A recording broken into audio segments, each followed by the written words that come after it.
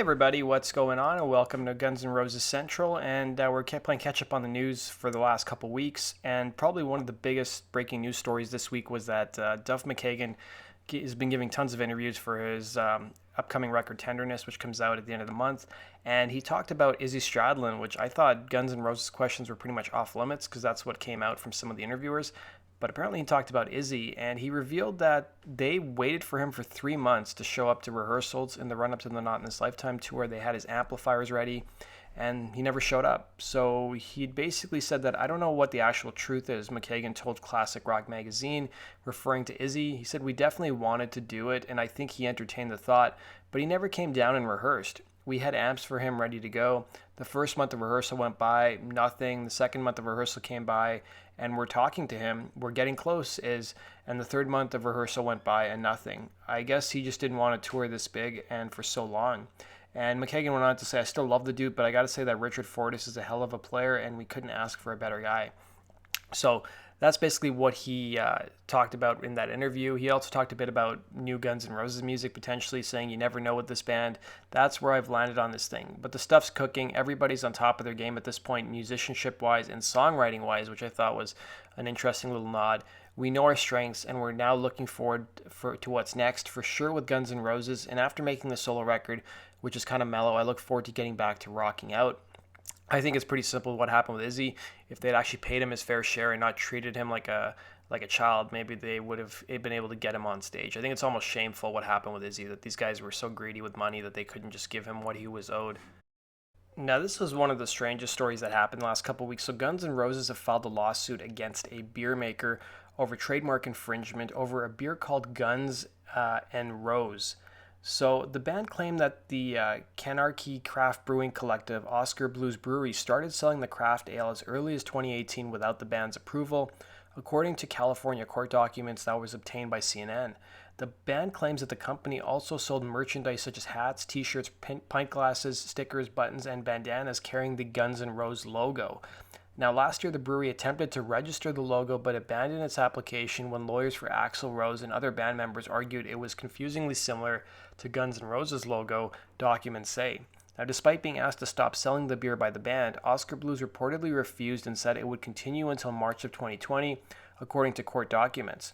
Now, as a result, the complaint argues the band had suffered and continues to suffer and or is likely to suffer damage to their trademarks, trade name, business reputation, and goodwill. And that's because people might think the beer brand is somehow affiliated with Guns N' Roses, the band argued. As of filing this complaint, the defendant Guns N' Roses beer continues to be sold at retailers such as Bevmo, and defendants infringing Guns N' Roses merchandise continues to be sold on the defendant's website, reads the complaint. Now, the defendant should not be entitled to continue to sell the infringing products and intentionally trade on the GNR's goodwill, prestige, and fame without GNR's approval, license, or consent. So CNN had reached out to Guns N' Roses' lawyer and Oscar Blues Brewery for comment, and a tweet from the brewery's official account dating back to November of 2018 describes the ale as sticky, prickly pear, and floral hibiscus with subtle hop profile. Now, Duff, like I said, has been doing a bunch of interviews. He was on Eddie Trunk's May 6th edition of Trunk Nation LA Invasion, live from the Rainbow Bar and Grill on SiriusXM. And he was on there with Shooter Jennings, and he was talking about, his new album.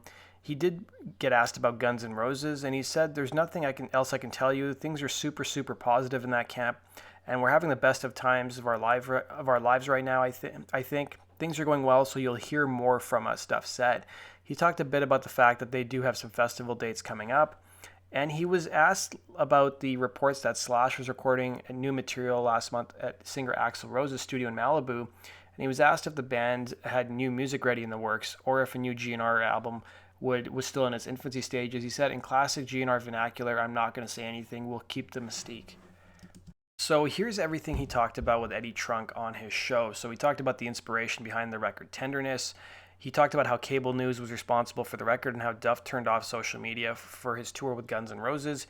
He was asked whether the songs on Tenderness were considered for a new Guns N' Roses album, and Duff kind of dodged the question and said the songs are a small part of what he experienced on tour.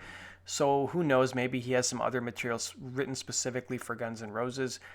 Shooter Jennings was also interviewed and talked about Guns N' Roses being a huge influence on him and how he looked up to Duff. Duff also said he hates the Waze and navigation apps, which is super punk rock of Duff. He talked part of the recording process for Tenderness was done on tape. He also said that the guitar player for Roger Waters plays on the record. He also praised the work ethic of Axl and Slash, and revealed that his upcoming live shows will feature some surprises. And in past interviews, Shooter Jennings has hinted that there could be some songs from the Use Your Illusion records played on the album on the tour, because that's Shooter Jennings' favorite Guns N' Roses albums. He also revealed that Shooter Jennings' band will open for Duff when he's on tour, and then Shooter's band will join Duff on stage to perform the Tenderness songs and some GNR covers possibly. And Duff said there will be some songs on his upcoming tour that he hasn't played in a long time. And Eddie bragged about how Duff helped him get tickets to a Guns N' Roses show at Dodger Stadium in LA in 2016. Eddie also said he was on the elliptical at the time that Duff called him. But let's be real, if you guys have seen Eddie Trunk, you know that he probably doesn't work out at all. And Duff said that Shooter Jennings' band is one of the best live bands he's seen. And Shooter is apparently working on the new Marilyn Manson record and is 7 months into it.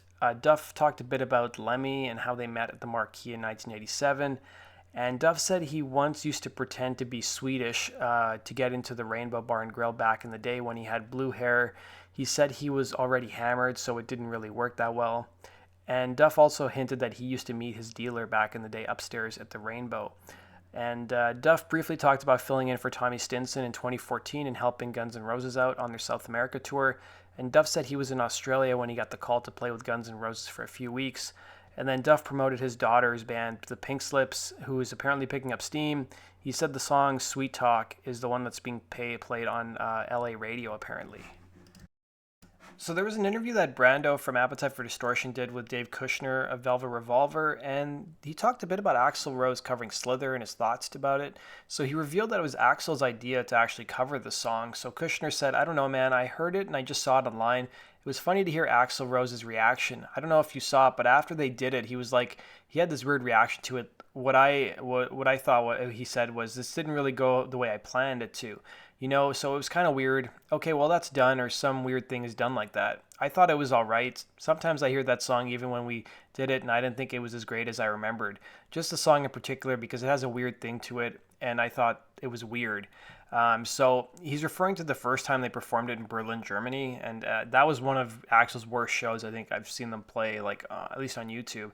And even Kevin, who went to the show, said it wasn't that good of a show, and it was a shorter set list, and his vocals were not that good at the show. And Kushner said, "I knew about it. I didn't know they were going to do it, but I knew it was on the set list because I had gone to Guns N' Roses rehearsal. I forget why. I had to get something from Duff McKagan, and they rehearsed it. We all live in the same part of LA. You know, I went to rehearsal, and I think it was Duff. He was like, 'Dude, check this out.' He was pointing to the set list on the floor, and there's this kind of audibles of certain songs, and one of them was Slither.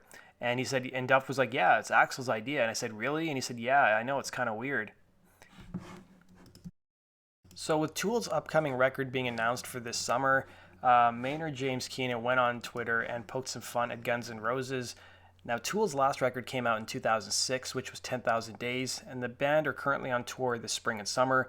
He wrote on Twitter, "I'm very glad the album's coming, but what will the album be called?" he asked. Keenan responded, "Chinese Democracy," with do spelled D-U-E-X, and then Democracy, M-O-C-R-A-C-Y, and then he used the hashtag snort. So we have some Dizzy Reed news. So Dizzy was recently interviewed, and he talked about his feelings on the Not in This Lifetime tour on Rock Talk with Mitch LaFon. He said the band's recently completed tour more than lived up to his expectations. He said, "I had no doubt that it was going to be as big and massive as it was," he said. "And I think we eliminated any uncertainty because everybody worked really hard, and we put in the time to put on the best show that we possibly could for everybody. If you could do everything you can through preparation, then anything else that happens is just going to be an act of God or whatever. The fans came out like I knew they would, and I don't think it was anything less than what I thought it would be." He also spoke about how they prepare for the 3.5-hour shows, saying, "Honestly, it's not that tough for me. I'm sitting down a lot playing the piano. The main thing for me, and I've said this before, is I've got to hit the toilet before I go on, man, because I'm not going to be able to use the toilet for another 4 hours. So that's the main thing. It goes by fast too, and I don't really think about it. A lot of the times I think maybe we could have played more songs," he said. And then finally, this happened during a Slash show. So Slash was playing in Santiago, Chile when a generator blew up.